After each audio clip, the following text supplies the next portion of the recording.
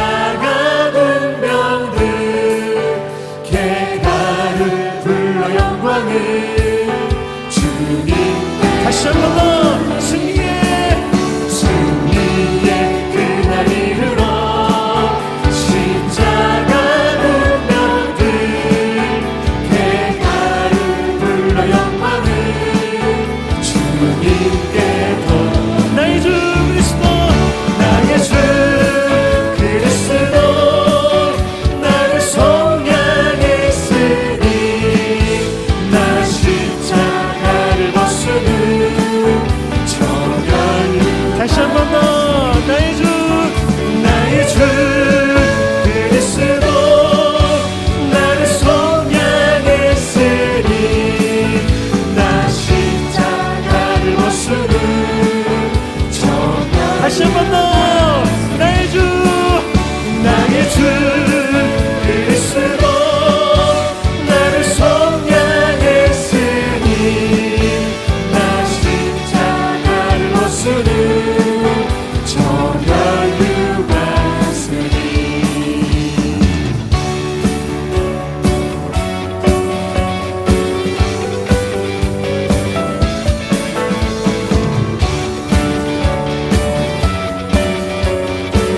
행군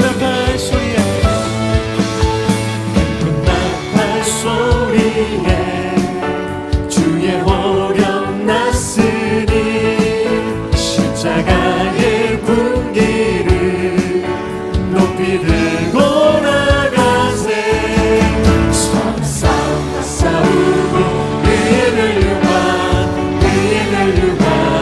받았으리라 서로 싸우고 의의 멸류관 예루살렘 성에 멸류관 하늘이 저 요단강 건너 싸움 마치는 날 의의 멸류관 예루살렘 성에서 이절로 악한 마귀 원세를 모두 깨쳐버리고 승리하신 주님과 승전가를 부르세 서로 싸우고 의의 멸류관 받았으리라 서로 싸우고 의의 멸류관 예루살렘 성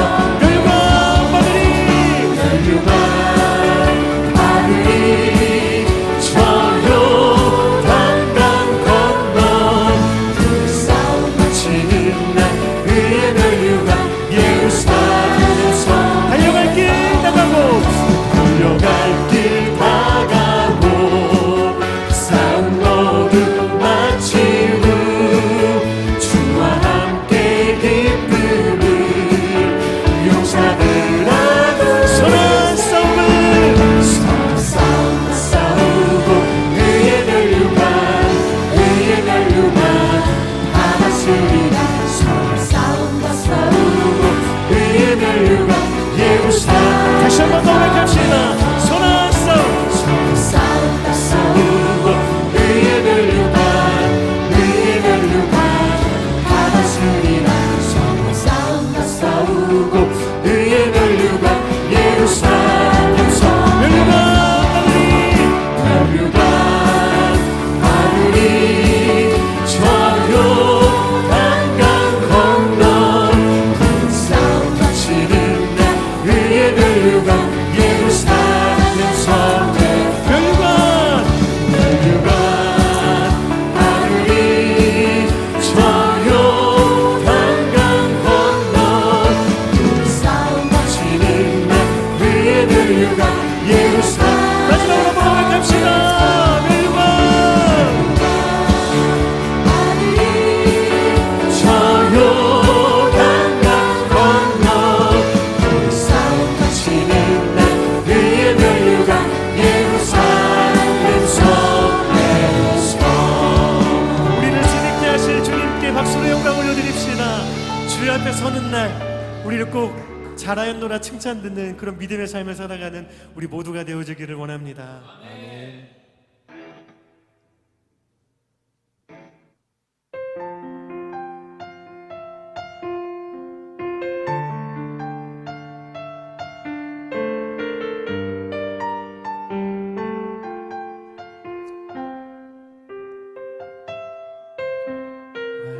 가난과 고난 수고로움 속에도 손도는 그 믿음을 지켰네.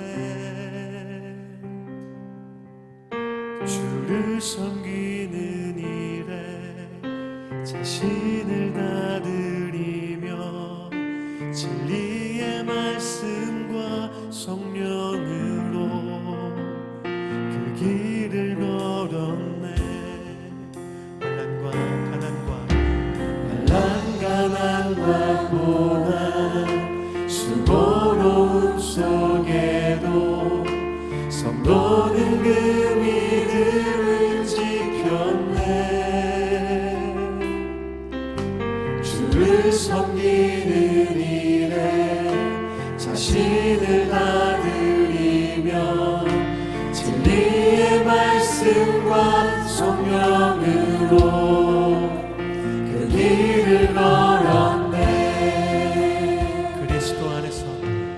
그리스도 안에서 새롭게 하시고 그리스도로 인하여 자유케 되었네. 우리는 무명하나 유명한 자요. 죽음의 위기 속에도 참 생명 가졌고 근심하나 기뻐하며 가난한 다른 이를 부욕해 하는 자로다. 다시 한 번 더. 가난과 고난 수고로움 속에도 손도는 그 믿음을 지켰네. 주를 섬기는 일에 자신을 다 드리며 진리의 말씀과 성령으로 그 길을 걸었네. 그리스도 안에서 새롭게 하시고 그리스도로 인하여 자유케 되었네. 우리는 무명하나 유명한 자요. 죽음의 위기 속에도 참 생명 가졌고 근심하나 기뻐하며 가난한 다른 이를 부욕해 하는 자로다. 우리는 무명하나 유명한 자요. 죽음의 위기 속에도 참 생명 가졌고 근심하나 기뻐하며 가난한 다른 이를 부욕해 하는 자. 우리 마지막으로 한 번 더 고백합시다. 우리는 무명하나 유명한 자요. 죽음의 위기 속에도 참 생명 가졌고 근심하나 기뻐하며 가난한 다른 이를 부욕해 하는 자. 우리 믿음으로 함께 선포합시다. 이 믿음 더욱 굳세라. 주가 지켜주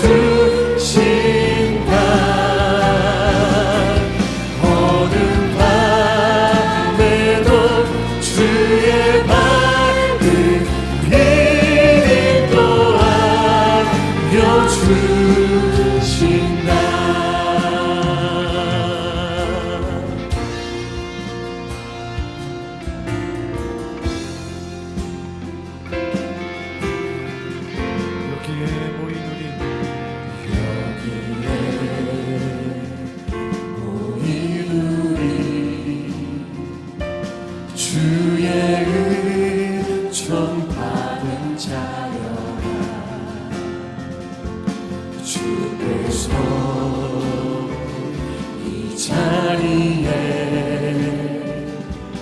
함께 계심을 아노라. 언제나 주님만을 찬양하며 나아가리니 시험을 당할 때도 함께 계심을 이 믿음 더욱 굳세나 이 믿음 더욱 굳세나 주가 지켜주신다.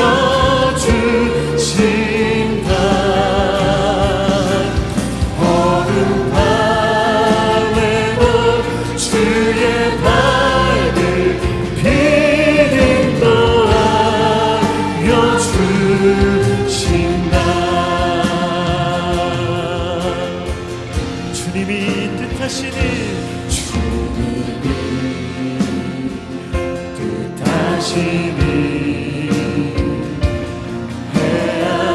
헤아리기 어렵더라도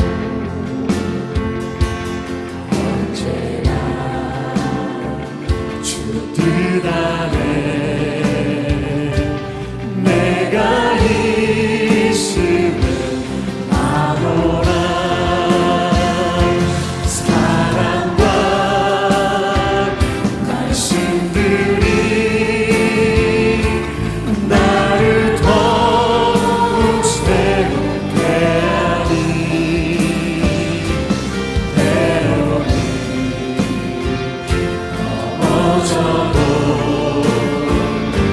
죄 웃음 이를 믿노라. 이 믿음 더욱 굳세라. 주가 지켜주신다.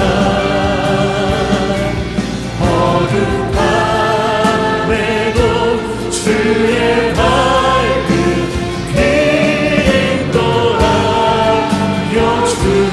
알려주신다. 여기에 모인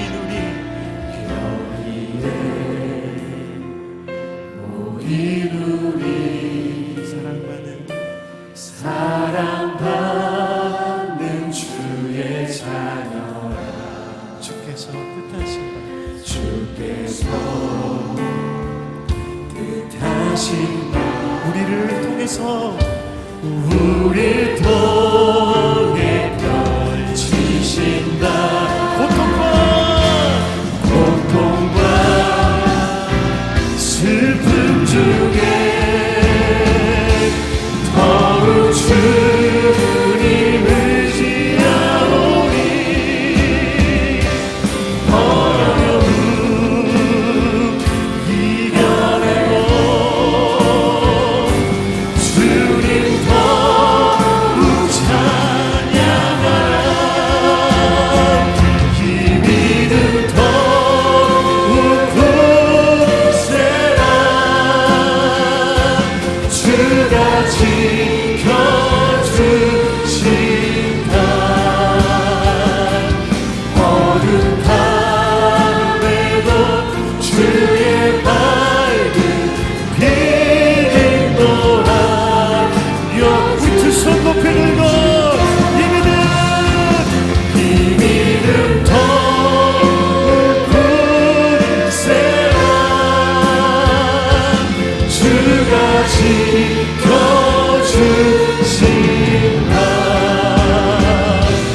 어둠 밤에도 주의 밝은 빛도 알려. 다시 한번 고백합시다. 이 믿음 더욱 굳세라. 주가 지켜주신다.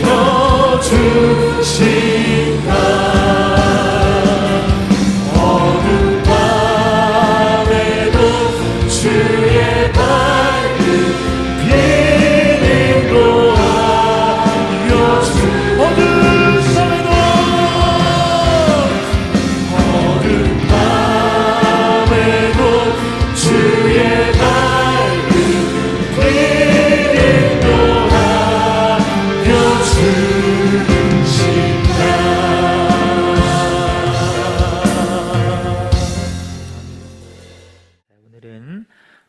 진리 안에서 자신을 발견하라, 이와 같은 제목으로 말씀을 듣도록 하겠습니다.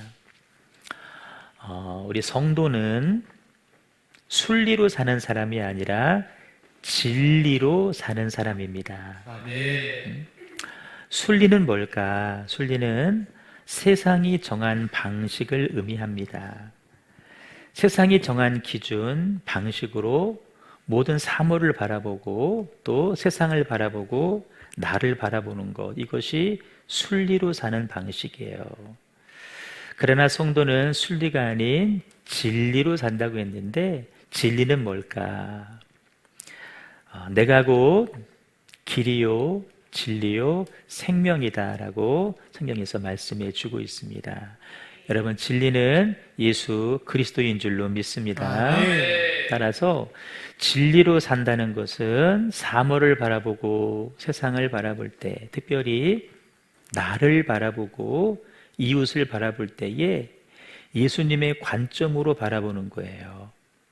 나를 바라보고 세상을 바라보고 이웃을 바라보고 성도를 바라볼 때, 교회를 바라볼 때 내 시각, 내 경험, 내 관점으로 보는 것이 아니라 예수님의 마음으로, 예수님의 정신으로, 예수님의 심정으로 바라보는 것입니다. 아멘. 인생길 살아갈 때에 여러분, 거리에도 보면은 이정표가 있잖아요. 인생에도 이정표가 필요한데 하나님 말씀이 이정표임을 알고 그 말씀의 길로 걸어가는데 내가 길을 내는 것이 아니에요. 주님께서 이미 내신 길을 우리가 뒤따라 걸어가는 거예요. 그런데도 우리는 그 길을 걸어가기가 쉽지가 않습니다. 그래서 도우시는 성령과 함께 주어진 삶, 주어진 인생길 걸어가는 삶이 바로 성도의 삶인 줄로 믿습니다. 우리가 여러분, 진리로 살기 위해서 꼭 물어야 될 질문이 있습니다. 두 가지인데요. 나는 누구이며 또 나는 무엇을 하며 살아야 될 사람인가? 라는 것을 꼭 물으셔야 돼요. 나는 누구인가? 어려운 말로 하면 정체성 묻는 거고요. 뭐 하며 살 것인가? 사명이 뭔지를 알고 살라는 거예요. 왜 이걸 묻고 이거에 대한 답을 구해야 되느냐? 거기에서 내 삶을 지켜낼 힘이 주어지기 때문에 그렇습니다. 여러분, 이 세상은 유혹으로, 죄로 가득합니다. 거기에서 우리가 우리의 삶을 지키는 거 정말 어렵습니다. 쉽지 않아요. 내가 누구인지를 알 때 그 삶이 지켜지고요. 또 나아갈 방향을 알게 되고 그 길로 걸어갈 때 우리의 삶이 지켜지는 거고, 그 삶을 다 살고 나서 주 앞에 섰을 때에 잘했다라고 칭찬을 받게 되고 열매 있는, 상급 있는 삶을 살게 될 줄로 믿습니다. 아멘. 오늘 본문은 다윗이 지은 시인데요. 다윗이 하늘의 해와 달과 별을 바라보면서 하나님을 찬양하는 거예요. 저 달과 별을 만드신 하나님은 얼마나 크고 위대하실까. 그 표현을 여호와 우리 주여, 주의 이름이 온 땅에 어찌 아름다운지요, 주의 영광이 온 하늘을 덮었습니다 라고 고백을 하는 것이죠. 그렇게 하늘의 별과 달을 보면서 하나님의 크고 위대하심을 찬양하던 다윗이 갑자기 이런 생각이 드는 거예요. 저 크신 하나님 앞에 나는 어떤 존재인가? 하나님 만드신 저 창조의 작품, 달과 별과 나를 비교해 볼 때 나는 어떤 존재인가? 질문을 해보는 거예요. 소위 정체성에 대한 질문을 한 것입니다. 그럴 때 답은 간단해요. 하나님에 비해서 나는 너무나 작고 초라한 존재, 당연하죠. 그건 괜찮아. 대상이 하나님이니까. 그런데 하나님이 창조한 작품, 나도 하나님이 창조한 작품이고 달과 별도 하나님이 창조한 작품인데 그 달과 별하고 나를 비교해 볼 때 나는 너무나 초라한 존재라는 거예요. 그 생각이 사람이 무엇이기에, 인자가 무엇이기에 라는 말 속에 담겨 있습니다. 여러분, 자기 정체성에 대한 질문은 다윗만 한 것이 아니라 사도 바울도 했습니다. 예수 믿는 사람 박해하는 일에 앞장섰던 바울이 예수 믿는 사람 핍박하기 위해서 다메섹을 갔거든요. 거기서 부활하신 예수님을 인격적으로 만나게 됩니다. 소위 회심을 경험하게 되는데 그 회심의 순간 두 가지를 질문합니다. 첫째는 주여 누구십니까?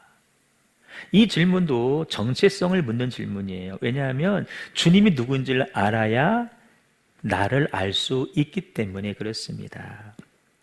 또 하나는 훗날 바울이 자기 간증을 하면서 했던 고백인데요. 내가 이르되 주님 무엇을 하리이까? 하나님 내가 뭐하고 살면 됩니까? 라고 물었다라는 거예요. 사명에 대한 질문을 한 것이죠. 하나님 역사 가운데 귀하게 쓰임받은 모든 사람들은 다 이 질문을 했고 이 질문에 대한 답을 구했습니다. 우리도 마찬가지요. 아무리 분주하고 고단한 삶을 살지만 반드시 우리도 이 질문을 하셔야 됩니다. 그리고 답을 구하셔야 됩니다. 대부분 사람들은 바빠서 그런지 이런 질문들을 하지를 않습니다.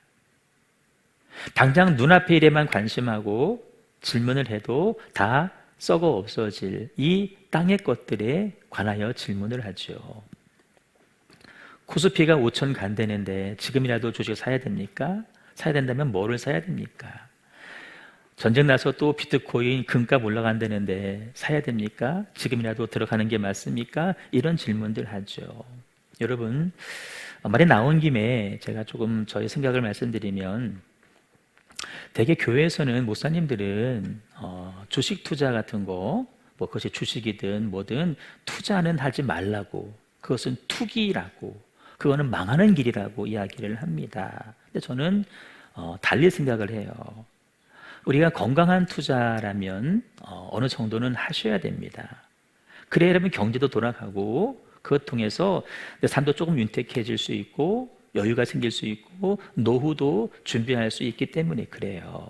건강한 투자는 하셔야 돼요. 다만 그거 했다가 잃으면 내 삶 전체가 망하는, 그렇게는 하지 말라는 것이죠. 거기에 대해 생각과 마음, 시간을 다 빼앗겨서 폐인처럼 살지 말라는 것이지, 여러분 건강한 투자는 하셔야 됩니다. 또 그를 위해서 우리가 뭐 해야 돼요? 공부도 해야 돼요. 전문가에게 물어도 보셔야 돼요. 그런데 그보다 앞서 우리가 묻고 답을 얻어야 할 제목이 뭐냐면 하나님 앞에 나는 누구이며 나는 어떤 삶을 살아야 됩니까? 이거 먼저 분명하게 하셔야 된다는 거예요. 왜 그러냐? 이게 정립되지 않은 상태에서 소위 여러분 표현으로 대박이 났다 쳐보세요. 그것 때문에 하나님과 점점 멀어집니다. 그것 때문에 더 죄를 짓게 되고요. 결국 돌이킬 수 없는 길로 접어들게 되는 거예요. 왜 그런 줄 아세요? 관리할 힘이 없기 때문에 그렇습니다. 자기 정체성과 자기 사명을 모르는 사람이 어쩌다가 높은 자리에 올라갔다고 쳐보세요. 여러분 공무원들 시험 되려고 얼마나 공부 열심히 해요. 요즘에 나온 말, 처음 들어본 말인데 어공이란 말이 있대요. 어공. 어쩌다 공무원이래요. 그 대통령실에 수십 명이 그냥 측근들에 의해서 그냥 들어와서 그냥 공무원 됐다가 지금 다 나갔잖아요. 어쩌다 공무원이래요. 자기 정체성 모르는 사람이 그런 하급 공무원 말고 높은 자리에 올라가 보세요. 그 사람 때문에 수많은 사람들이 고생을 하게 되는 거예요. 엉뚱한 짓 하다가 마치는 거예요. 왜? 내가 누군지를 모르기 때문에 그래요. 그 자리가 뭐 하는 자리인지를 모르기 때문에 그런 거죠.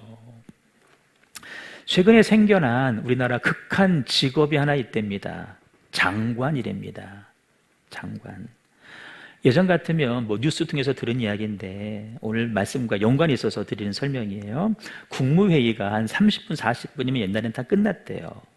대통령이 모두 발언 한 5분, 10분 하고 각 부서에게 질문하는데 잘하고 있죠? 물으면 네, 잘하고 있습니다. 잘하세요? 이렇게 하면 한 개 부서 정도 끝났대요. 10초면 끝났대요. 그러니까 뭐 장관들이 뭐 공부할 일이 있나? 관심 없지. 그러다 이제 대통령이 바뀌고 대통령이 뭘 많이 알아봐요. 질문들을 계속 한다는 거예요. 그러니까 뭐 다 하지도 못해. 서너 시간 하도 끝나지도 않아. 그 가운데 오늘 말씀과 연관된 질문 하나가 있었는데요. 보건복지부 장관 앞에 묻기를 왜 한국의 자살률이 그렇게 높습니까? 라고 대통령이 질문했대요. 질문의 의도는 국가가 돌보지 못해서 삶이 어려우니까 빡빡하니까 사람들이 스스로 자살하는 것 아니냐. 꼼꼼히 살피고 촘촘히 지원해라 라는 의도로 질문을 한 거예요. 듣자 하니 보건복지부 장관은 아마 의대생 정원 문제 어떻게 해결할 방안이 있냐 요거 물어볼 줄 알고 그것만 잔뜩 준비해 왔는데 그거 안 물어보고 딴 거 물어보니까 아무 소리도 못했대요. 여러분, 국가가 넉넉히 지원하면 자살률이 낮아질까요? 물론 조금은 도움이 될 겁니다. 그러나 서두에 뭐라 그랬어요? 우리는 순리로 사는 사람이 아니라 진리로 사는 사람이라 그랬어요. 우리가 그 자리에 있다면 우리는 이렇게 말할 수 있을 것입니다. 자살률이 높은 것은 국가 지원이 부족해서만은 아닙니다. 그들이 하나님을 모르기 때문입니다. 그렇게 말할 수 있어야 되는 거예요. 하나님 앞에 내가 어떤 존재인지를 모르기 때문이고, 내가 왜 여기 존재하고 내가 왜 이 땅을 살아가는지 삶의 이유와 존재와 목적과 방향을 모르기 때문에, 특별히 생명은 하나님의 영역, 하나님의 주관하시는 건데 그걸 내 스스로 결정하려고 하는 잘못된 판단 때문에 발생되는 일입니다 라고 대답을 하는 것이 맞았다는 것입니다. 여러분, 우리는 그렇게 해석해야 할 사람이에요. 우리는 순리가 아니라 진리로 사는 사람이기 때문에. 여러분, 지금 어려운 시대를 살아가는 것이 사실입니다만 가만히 생각해 보세요. 언제는 살기 좋았나요? 늘 뭐 경제 어렵다는 말 들어왔지만 언제는 호황이었던지, 물론 있긴 있었지만 이러면 잠깐입니다. 그건 기억에도 없습니다. 우리가 아무리 지금 어려운 시대를 살아간다 하더라도 오늘 성경시대, 초대교회 박해받던 사람들의 시대와는 우리가 훨씬 나은 삶을, 그런 시대를 살고 있지 않습니까? 여러분, 이 초대교회 그 성도들이 그렇게 박해를 받고 죽임을 당하면서도 믿음을 지키고 삶을 지켜낸 이유가 무엇일까요? 다른 거 아니에요. 하나님이 누구인지를 분명히 알았기 때문입니다. 그 하나님 앞에서 내가 어떤 존재인지를 알았기 때문입니다. 내가 누구예요? 하나님 우리를 구원하시기 위해서 아들 예수님 아끼지 않고 내어주셨다. 그 아들이 그 고통스러운 시름소리까지 우리를 구원하기 위해서 하나님은 외면하시고 고개를 돌리시고 우리를 살리셨다. 우리 할 일은 뭐예요? 예수 그리스도의 피 묻은 복음을 전하는 것이 우리의 남은 사명이다. 이거를 알았기 때문에 그 극심한 가난과 고난과 박해 가운데서도 그들의 삶, 믿음을 지켜냈다라는 것입니다. 우리가 힘들다, 죽겠다 말하는 이유는 여러분 어려워서가 아닙니다. 하나님을 모르기 때문입니다.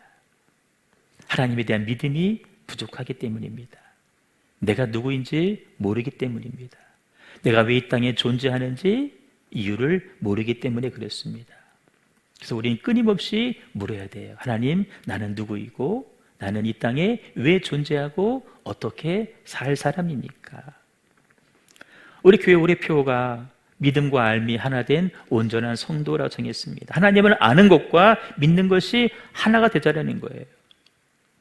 하나님이 어떤 하나님인지를 먼저 잘 알면 내가 발견됩니다. 내 삶의 방향과 길이 보이게 됩니다. 그 길로 걸어가게 되는 것이죠. 그것이 온전한 성도라는 것입니다. 다시 본문을 보세요. 하나님의 크심 앞에 다윗이 생각한 자기 자신은 너무나 초라한 존재였습니다. 그래도 그럴 것이, 지금 다윗은 광야에서 방황하고 있습니다. 도망자의 삶을 살고 있습니다. 나를 부를 때 아무도 나를 기억하지 않는 것 같습니다. 아무도 나를 도와주는 사람이 없어 보입니다. 그 마음이요, 사람이 무엇이기에, 인자가 무엇이기에, 이 표현 속에 다 들어있는 거예요. 여러분, 사람과 인자라는 말의 의미를 좀 알 필요가 있는데, 사람이란 말은 히브리 말로 에노쉬입니다. 뜻은 깨어지기 쉬운 존재, 부패하기 쉬운 존재라는 거예요. 다윗이 깨달은 거예요. 우리 깨어지기 쉬운 존재. 여러분, 택배 보낼 때 깨어지는 물건은 빨간 딱지를 붙여줍니다. 영어로 프레질인가요? 깨어지기 쉬운 존재. 우리 다 보이진 않지만 그 딱지 다 붙이고 사는 사람들이에요. 깨어지기 쉬운 존재들이에요. 시선 한마디에, 시선 한 번에, 말 한마디에 우리는 쉽게 상처받고 무너지는 사람들입니다. 잔뜩 기대했는데 기대 밖의 소식이 들려왔을 때 그 한마디에 우리 무너지는 사람들입니다. 깨어지기 쉬운 존재예요. 인자라는 말은 벤 아담입니다. 아담 앞에 벤이 붙었어요. 흙의 아들입니다. 흙으로 돌아갈 존재. 이 땅에서 여러분, 아무리 예쁘고 잘생기고 아무리 공부 많이 하고 아무리 돈 많이 가진 사람도 여러분 죽으면 흙으로 돌아갑니다. 다 똑같습니다. 결론적으로 다윗이 발견한 자기 자신은 누구냐? 쉽게 더럽혀지고 쉽게 깨어지고 쉽게 부서지고 그렇게 살다가 한 줌 흙으로 돌아갈 인생이 바로 우리 사람이라는 사실을 다윗이 깨닫게 되죠. 여러분, 여기에서 그치면 우리는 다 절망합니다. 다윗의 깨달음은 이어지죠. 그런데 그런 나를 주께서 생각하시며 그런 나를 주께서 돌보시나이까 라고 고백하고 있어요. 그렇게 깨어지고 그렇게 더럽혀지고 그렇게 연약한 인간을 하나님 어떻게 하신대요? 생각하시고 우리를 돌봐주신다라는 거예요. 생각하신다. 잠깐 기억하고 만다는 것이 아니에요. 마음속 깊이 기억한다라는 거예요. 다윗 생각하기를 광야에 나 혼자 버려졌구나. 아무도 나를 기억하지 못하는구나. 그것이 아니었다는 거예요. 하나님이 나를 생각해 주시고 하나님이 나를 돌봐주시고 있다는 거예요. 하나님이 저 하늘에 해와 달과 별만 기억하시고 돌보신 하나님인 줄 알았는데 그것이 아니라 너무나 초라한 나, 너무나 약한 나, 그런 나를 하나님이 기억하시고 돌보신다. 그것도요, 세상에 나 한 사람밖에 없는 것처럼. 한마디로 우린 누구예요? 하나님의 사랑받는 하나님의 자녀입니다. 아멘. 이사야 900 같이 읽어봐요. 시작. 내가 너를 내 손바닥에 새겼고 너의 성벽이 항상 내 앞에 있니. 아멘. 내 손바닥에 새겼다라고 말씀하십니다. 성벽처럼 항상 우리 앞에 있다는 것입니다. 많은 사람들이 사랑에 목말라 합니다. 여러분, 사랑한다는 말 들어보신 적이 언제이신가요? 듣긴 들었는데 그 말이 진짜인지 아닌지 이렇게 막 의심스럽지 않으신가요? 아유, 저거 빈말, 저거 그냥 사탕 발림으로 혼날까봐 하는 소리야. 누가 그럽디다. 나에게 진짜 사랑한다고 존경한다고 말해주는 사람은 선거에 출마한 정치인밖에 없답니다. 마음에도 없는 사랑하는 국민 여러분, 친애하는 국민 여러분, 존경하는 국민 여러분, 사실 우리는 여러분 사랑받을 자격이 없습니다. 주가 우리를 기억하실 만한 잘한 것 찾아봐도 보이지가 않습니다. 그래서 어쩌면 나를 진심으로 사랑해주는 사람이 없는 게 당연한지도 모르겠습니다. 그러나 하나님은 세상에 나 한 사람밖에 없는 것처럼 나를 생각하시고 우리를 돌봐주시고 우리를 기억해 주시는 사랑의 하나님인 줄로 믿습니다. 우리 기억에 하나님 돈 많은 사람, 얼굴이 예쁜 사람, 공부 잘하는 사람, 어떤 지위에 올라가는 사람, 그 사람만 사랑할 것 같은데 아니에요. 그들도 사랑하시지만 우리처럼 가난하고 배우지 못하고 또 많이 갖지 못하고 높은 자리에 오르지 못한 사람도 하나님은 얼마든지 사랑하시는 하나님인 줄로 믿습니다. 여러분, 눈동자와 같이 지키신다는 말씀 기억하시나요? 사람이 위급한 순간이면 가장 먼저 눈을 감습니다. 여러분, 눈을 먼저 보호하잖아요. 제일 중요하니까. 그 눈동자를 지키시는 것처럼 하나님은 우리를 사랑하시고 우리를 보호하셔요. 욥의 고백을 한번 같이 읽습니다. 시작. 사람이 무엇이기에 주께서 그를 크게 만드사 그에게 마음을 두시고 아침마다 권징하시며 순간마다 단련하시나이까. 아멘. 사실 이 말씀은요, 하나님, 내가 뭐라고 이렇게 나를 간섭하십니까? 날 좀 내버려 두시면 안 되겠습니까? 귀찮습니다. 이런 불평의 소리예요. 애들 하는 것처럼. 여러분, 하나님의 간섭은 곧 뭐다? 사랑의 표현이다. 로마서 말씀에 의하면 하나님의 가장 큰 징계가 뭔지 아세요? 무관심입니다. 간섭하지 않는 거예요. 내버려 두는 거예요. 로마서 1장 말씀 읽어보시면 이게 다 동성애하는 사람들 말하는 겁니다. 그렇게 권면했지만 바뀌지 않는 거예요. 하나님 그냥 내버려 뒀다고 표현해요. 내버려 둔 거예요. 방관해버린 거예요. 유교해버린 거예요. 여러분, 하나님이 사랑하시면 끝끝내 간섭하시죠. 근데 안 들은 거예요. 하나님이 포기해버린 거예요. 물론 하나님은 포기하시지 않아요. 그 정도로 하나님 마음이 아프다는 표현이에요. 오늘 성경이 뭐라 그래요? 하나님은 당신의 자녀를 그냥 내버려 두지 아니하시고 끊임없이 체험하시고 끊임없이 간섭하신다. 자녀를 생각하면 쉽게 이해할 수 있겠죠. 자녀들은 나 간섭하지 마요 엄마 아빠 그러지만 부모는 끊임없이 간섭을 하는 거예요. 왜요? 괴롭히려고? 아니죠. 사랑하니까. 하나님도 끊임없이 우리를 간섭하십니다. 왜요? 사랑하시니까. 목사도 끊임없이 여러분들을 간섭합니다. 뭘로? 말씀으로. 왜? 사랑하니까. 도망가려고 하지 마세요.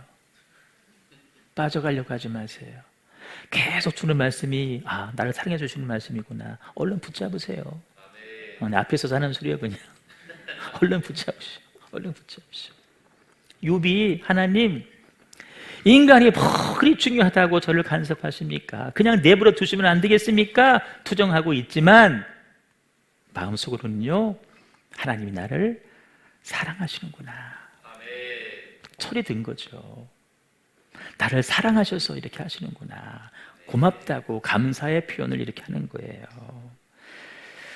우린 하나님의 사랑받는 자이고 하나님의 기호 속에 존재하는 자이고 하나님의 관심과 돌봄을 받는 귀한 하나님의 자녀인 줄로 믿습니다. 이게 우리의 정체성이에요. 여러분, 우리가 그런 사람일진데 그렇게 구원받은 우리일진데 주어진 삶을 함부로 살면 될까요?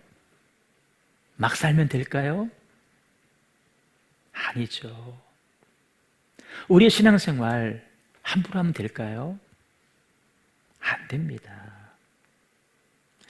아무리 우주가 광활하고 아름다워도 하나님은 하늘을 나는 새, 별, 달, 꽃 그것들보다 우리에게 더 관심하시는 하나님이셔요.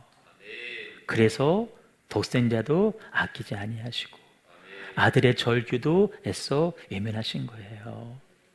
우리는 늘 무엇을 먹을까, 무엇을 마실까, 무엇을 입을까 염려와 근심 속에 살고 있잖아요. 어떻게 되는 거 아니야? 주님 말씀하시기를 염려하지 말라고. 공중의 새를 봐. 걔네들 심지도 않았어. 거두지도 않았어. 그런데 내가 다 먹이고 입히고 있어. 너희는 이것들보다 더 귀하지 아니하냐. 우린 귀한 하나님의 자녀입니다. 이걸 다윗이 깨달은 거예요. 또 하나 깨닫습니다. 5절 보시면 그를 하나님보다 조금 못하게 하시고 그렇구나 내가 하나님보다 조금 못한 존재이구나. 여러분 우리가 하나님보다 조금 못한 존재래요. 얼마나 감사해요. 기왕이면 똑같이 만드시지. 마음이 아프신가요? 불만이신가요? 그 다음 말씀 보세요. 영화와 존귀로 관을 씌우셨대요. 영화와 존귀는 여러분 하나님한테만 붙이는 단어입니다. 우리에게 영화와 존귀로 관을 씌우셨대요. 우리 이렇게 귀한 존재예요. 길 가다 보면 요즘에 애기들이 귀하니까 저도 이렇게 유모차 보면 벌써 마음이 가 쳐다보게 되는데요. 이렇게 보면 아기가 있는 것이 아니라 강아지가 타고 있더라고요. 저기 아기띠 메고 온 사람 가까이서 봤더니 강아지가 안겨 있더래요. 여러분, 요즘은 강아지와 개가 그렇게 대접받는 시대이긴 하지만 하나님은 그렇지 않습니다. 하나님은 강아지와 고양이에게 영화와 종교의 관을 씌우지 않으셨어요. 저 형이 미국에 살잖아요. 들어봤더니요, 미국에서 건물에 불이 나면은요, 구하는 순서가 있대요. 제일 먼저 어르신들을 구한대요. 그리고 나서 여자를 구한대요. 어린이를 먼저 구한대요. 그 다음에 여성 어른을 구한대요. 그 다음에 강아지와 고양이를 구한대요. 그리고 시간 나면 남자를 구한대요. 세상은 그렇지만 하나님은 개와 고양이에게 영화와 종교의 관을 씌우지 않으셨어요. 오직 사람에게만 영화와 종교의 관을 씌워 주셨어요. 우리는 귀한 존재라는 것입니다. 여러분, 그렇다고 우리가 하나님이란 소리는 아니에요. 선악과 아시죠? 선악과를 따먹지 말라는 말씀을 지킬 사람이지, 우리는 하나님이 아니에요. 우리에게는 제한된 것이 분명히 존재해요. 꼭 기억하십시오. 나는 하나님을 닮은 영화롭고 존귀한 자다. 어떤 피조물과도 비교할 수 없는 아름다운 자이다. 질문합니다. 여러분, 그 영화와 종교의 관을 쓰시고 살고 계십니까? 많은 성도들이 삶의 문제가 너무 크게 느껴졌는지 영화와 종교의 관은 벗어버리고 번거지 모자를 쓰고 사는 분들이 너무나 많이 계십니다. 여러분, 우리는 그렇게 살 사람이 아닙니다. 아무리 가난하고 아무리 삶의 문제가 커도요, 영화와 종교의 관을 쓴 자로, 하나님의 자존심으로 이 땅을 살아야 될 줄로 믿습니다. 마지막입니다. 정체성을 알았어요. 이제는 뭐 하며 살 것인가? 사명입니다. 주의 손으로 만드신 것을 다스리게 하시고, 우리는 다스리며 사는 사람입니다. 뭐를? 주의 손으로 만드신 모든 것을. 우리는 하나님의 대리 통치자입니다. 태초에 인간을 만드시고 생육하고 번성하고 정복하고 충만하고 다스려라 라고 하는 5가지 원형의 복을 주셨습니다. 인간이 그 복을 다 잃어버리고 살고 있죠. 예수님을 통하여서 그 복을 다시금 회복하며 누릴 수 있도록 열어주셨습니다. 이 땅을 다스리며 사는 것이 우리의 주어진 사명입니다. 내 삶을 여러분, 우리가 잘 다스려야 돼요. 내 마음도 다스려야 되고 내 감정도 잘 다스려야 되고요. 정복하고 다스리는 사명을 천사에게 맡기지 않으셨고요, 똑똑한 짐승에게도 맡기지 않으셨어요. 오직 사람에게 맡기셨다. 그럼에도 불구하고 자기의 사명을 잃어버리고 사는 사람을 성경은 이렇게 표현합니다.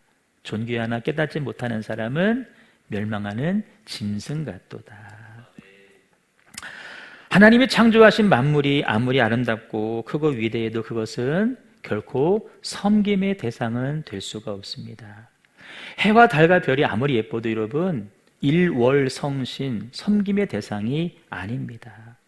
그 모든 것을 우리 발 아래에 두셨다 그랬어요. 우리가 관리하고 정복해야 되죠. 여러분, 얼마나 많은 사람들이, 하나님을 믿지 않는 사람들이 해, 달, 별 앞에 엎드려 절을 하는지 몰라요. 새로운 뭐 사업을 시작해도 여러분, 이 시대가 어떤 시대입니까? AI 시대 아닙니까? 다 AI가 다 알려주는 시대입니다. 대학생들 레포트 얘들이 안 씁니다. AI가 다 써줍니다. 그런 첨단 과학의 시대 가운데에도 지금도 여러분, 돼지머리 얹어놓고 고사 지내는 사람들이 있습니다. 제가 프로야구 좋아하는 거 여러분 아시죠? 제가 좋아하는 팀이 기아 타이거즈. 43년 동안 한 팀을 좋아하니 여러분, 얼마나 애정이 가겠습니까? 여러분, 프로야구 개막할 때요, 각 팀들마다 뭐 하는 줄 아세요? 돼지머리 놓고 고사 지냅니다. 지금도요. 야구는 과학입니다. 다 분석해서 하는 거거든요. 그런데 돼지머리 놓고 고사 지내요, 각 팀마다. 왜 그런 줄 아세요? 올해 우승하게 해주세요. 올해 부상자 없게 해주세요. 제가 좋아하는 기아 타이거즈도 돼지머리 넣고 고사를 지냈는데요, 주전 선수의 절반은 지금 부상으로 아웃입니다. 돼지가 지켜준 것이 아니라는 거예요. 선수 명단을 보면 이게 뭐 시범 경기하는 건지 뭔지 모르겠어요. 죄다 그냥 후보들만 나와 있어요. 여러분, 우리가 다스려야 되는데 도리어 다스림 받는 존재가 뭘까요? 하나 말씀드릴게요. 돈입니다. 돈. 현대인들은 돈이라고 하는 강력한 물질에 다 지배를 받고 오늘을 살고 있어요. 다스리라고 했는데 돈의 다스림을 받고 있어요. 예수님 말씀 잘 보세요. 하나님과 재물을 겸하여 섬기지 못한다 그랬어요. 이 말은 곧 우리를 볼 때 하나님 안 섬긴다는 말 아니에요. 하나님 섬겨요. 근데 돈도 섬긴다는 거예요. 그 말은 곧 돈을 하나님의 자리까지 우리가 높여놨다는 것입니다. 누가 한 거예요? 돈이 스스로 올라간 거예요? 아니요. 우리가 높여놓은 거예요. 겸하여 섬긴다. 돈은 여러분 다스리는 것이지 우리의 숭배의 대상이 아닙니다. 우리의 삶을 위해서 필요해서 주신 것이지 거기 매여 살지 말라는 것이죠. 다스린다. 청지기입니다. 청지기. 자본주의 시대에는 돈이 필요하죠. 그래서 여러분 열심히 일도 해야 되고 말씀드린 대로 적절한 선에서 투자도 하셔야 됩니다. 그런데 여러분 절대 그거에 노예가 되지 마십시오. 돈이 내 사상과 내 가치관을 지배하게는 여러분 하지 마십시오. 오늘은 얼마 올랐나 매일 쳐다보지 마십시오. 떨어진 날이 더 많아요. 그리고 여러분 이 속은 타들어가는 거예요. 피폐해지는 거예요. 온전한 삶을 살지 못하게 되는 거예요. 돈 때문에 신앙의 양심도 팔라서는 안 되는 것입니다. 말씀을 정리합니다. 경험하는 일이지만 산다는 것이 그리 쉬운 게 아니죠. 여러분 뭐가 제일 어려우세요? 나 혼자라면 괜찮겠는데 누구 잘 됐다는 얘기 들어보면 더 상대적인 박탈감 느끼지 않으세요? 나는 뭔가 이 무력감을 느낄 때가 참 많이 있다는 거예요. 나는 진짜 하루하루 벌어먹고 사는 사람인데 저 사람은 사업을 해서 수십억의 재산가가 되어줬고 나는 조그만 단칸방에 사는데 저 사람은 뭐 수십 평 좋은 집에 살고 있고 나는 직장을 얻기 위해서 맨날 알바자리 알아보고 있는데 어떤 사람은 뭐 신의 직장에 들어가가지고 일도 안 하고 억대 연봉을 받고 떵떵거리며 살고 있고 저 집 애들은 숭억만 같은데 공부도 잘하고 취업도 잘 되고 우리 애들은 계속 뒤에서 헤매고 있고 저 집 애들은 뭐 공부해서 과외해서 엄마 용돈 준다는데 우리는 지금도 막 영어 학원 다녀야 되고 여러분 그런 얘기 들으면 쉽지 않아요. 쉽지 않아. 남 애들은 막 몇 살인데 이것도 벌써 한대. 벌써 한대. 내가 홍선생 얘기 들어봤더니요 이 영재원 거기서 애들이요 조금만 하면은요 다 지회시티 쪽으로 간대. 그 학원 쪽으로. 여기서 잘 키워가지고 다 그걸 다 공급해준대. 더 좋은 데로 가는 거지. 이거 안 시키면 큰일 날 것 같고. 여러분 정말 산다는 게 쉬운 일이 아니에요. 살아갈 용기마저 잃어버리고 인생을 포기하고 싶을 때가 너무나 많이 있는 게 사실이에요. 여러분들만 그렇겠어요? 저도 그래요. 하지만 내가 누구인지를 알면 비교하지 않고 당당하게 하나님의 자존심으로 살 수 있어요. 우리는 하나님의 사랑받는 하나님의 자녀이다. 영화와 종교에 관을 쓰고 있는 자다. 그래서 내게 주어진 삶을 믿음으로 살아가야 될 사람이다. 여러분에게 분명해지면 우리 삶이 지켜질 것입니다. 아무리 어렵고 힘들어도 내가 너무 작아 보여도 형편없어 보여도 결코 절망하지 마시고 들려온 어떤 소식 때문에 여러분 마음 무너뜨리지 마시고 믿음 꺾이지 마시고 믿음으로 잘 살아갈 수 있기를 주님의 이름으로 축복합니다. 우리 찬양 드리겠습니다.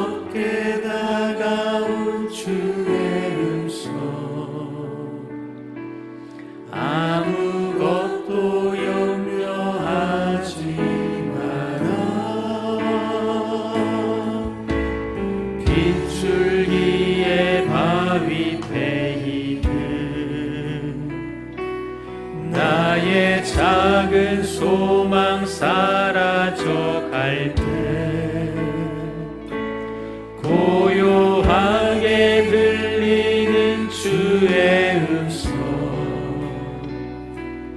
내가 너를 사랑하노라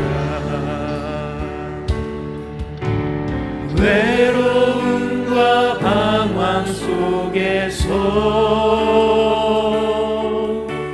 주님 앞에 나갈 때에 위로하시는 주님 나를 도우사 상한 나의 마음 감싸주시네 십자가의 보혈로서 주의 크신 사랑 알게 하셨네 주님께 감사하리라 언제나 주님께 감사 다시 한번 찬양합니다. 아침 안개 눈앞 가리듯 나의 약한 믿음 의심 쌓일 때 부드럽게 다가온 주의 음성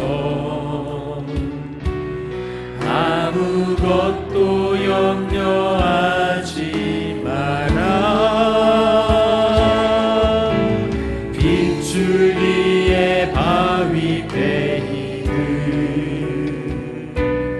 나의 작은 소망 사라져갈 때 고요하게 들리는 주의 음성 내가 너를 사랑하노라 외로움과 방황 속에서 주님 앞에 나갈 때에 위로하시는 주님 나를 도우사 상한 나의 마음 감싸주시네 십자가의 보혈로서 주의 크신 사랑 알게 하셨네 주님께 감사하리라 언제나 주님께 감사해 같이 기도할 텐데요.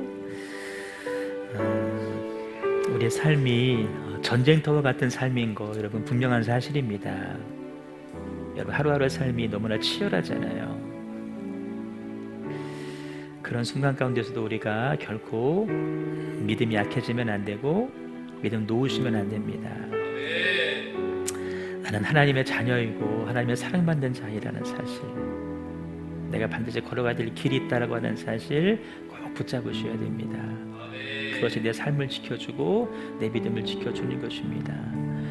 어렵고 힘든 가운데서도 지금까지 잘 해고 오셨는데요 조금 더 힘을 내시고 잘 견디시고 제가 늘 말씀드리지만 광야는 여러분 잘 건너가는 것이 목적이에요. 잘 통과하는 것이 목적이거든요. 광야 같은 인생 잘 통과할 때 믿음으로 통과할 수 있기를 소망합니다. 앞으로 어떤 삶이 펼쳐져도 어떤 소리가 들려와도 믿음으로 잘 견딜 수 있기를 소망해요. 우리 주님의 이름 크게 부르고 같이 동성으로 기도하도록 합니다. 주여